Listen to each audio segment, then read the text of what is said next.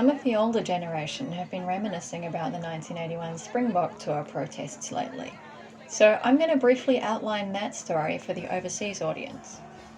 The Springboks are South Africa's rugby team, and they used to be all white because that was how South Africa worked. When the New Zealand team toured to South Africa, the South African officials requested that the New Zealand team be all white too. Thank you. Now, the name of the New Zealand rugby team is the All Blacks, and it was mixed race. However, the New Zealand officials historically agreed to these requests, and they sent all white teams of All Blacks to play in South Africa. There was a large faction of ordinary New Zealanders who didn't have a problem with this because they wanted to watch the rugby and they didn't really care what race the players were. While a different large faction of ordinary New Zealanders felt that bowing to the South Africans' request to segregate our mixed-race rugby team was wrong. In 1981, when the all-white Springboks came to New Zealand to play against the mixed-race All Blacks, protesters in all cities managed to disrupt many of the games, which generated lots of conflict between the two factions. And there's some famous footage of police brutality that's freely available, just as there is from last week at Parliament, but I'm not going to play that because I'm not here to spread negativity, quite the opposite. So initially, when I heard people likening the Freedom Convoy protest to 1981, I took it to be a quite superficial point, and that is that history came down on the side of the protesters.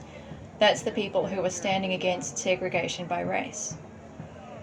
And I understand that many people were embarrassed at having taken the opposing position. I call that a superficial point because it rests on a shift in the majority opinion. And this shift was so thorough that people of my generation, and I was born 9 years after these events, can find it hard to empathise with the side that just wanted to watch the rugby, segregation or not. What I finally realised is that there's a deeper analogy being made here than siding with majority opinion. The content of both protests is anti-segregation. We currently have a large faction of ordinary New Zealanders who just want everything to be normal, so they can do normal things like watching rugby, segregation or not. I think it's much easier to empathise with this anti-protest, pro-segregation faction than the 1981 equivalent because there's so much fear and trauma involved, and we have all been told again and again that segregation will make us safe, that vaccines will make us safe so long as everyone in the building has taken enough of them. I'm going to take care here to avoid getting into the weeds of whether these vaccines can possibly justify segregating our society, because to me that's actually a ridiculous question. Instead, I'll tell the story of why I chose to be part of the protest against segregation. I used to work for a music education charity that provides free music lessons based in schools and community centres. The first principle of this charity is radical inclusion. And if you know me, you probably know how much I loved that job. When I saw the vaccine mandates coming, I understood that this was going to lead to students and their families being excluded from some parts of our program. And I knew that if I held on to that job that I used to love, I was going to become the grown-up in charge of determining who can and can't be part of our radical inclusion charity. That would be my reward for compliance.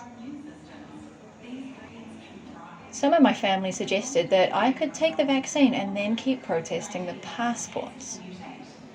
And that's starting to become a really common choice, but it just didn't feel right to me. And I'm glad that I didn't take that path because I think my willpower might have failed. If not over the job, then probably the time that an elderly friend of mine died in the hospice, and I wasn't allowed to visit her or go to the funeral. That one was painful, but I did choose it. Because there's a unique experience to be had when you feel your gut, your heart, and your brain coming into alignment. as if previously divided factions of yourself have come to vote unanimously. In some ways it flows upwards from the gut, and in some ways downwards from the brain. Simultaneously, my gut tells me, that stuff stinks, step away from it. And my brain tells me, this is the right time to make a stand. It will get harder if we don't stand today.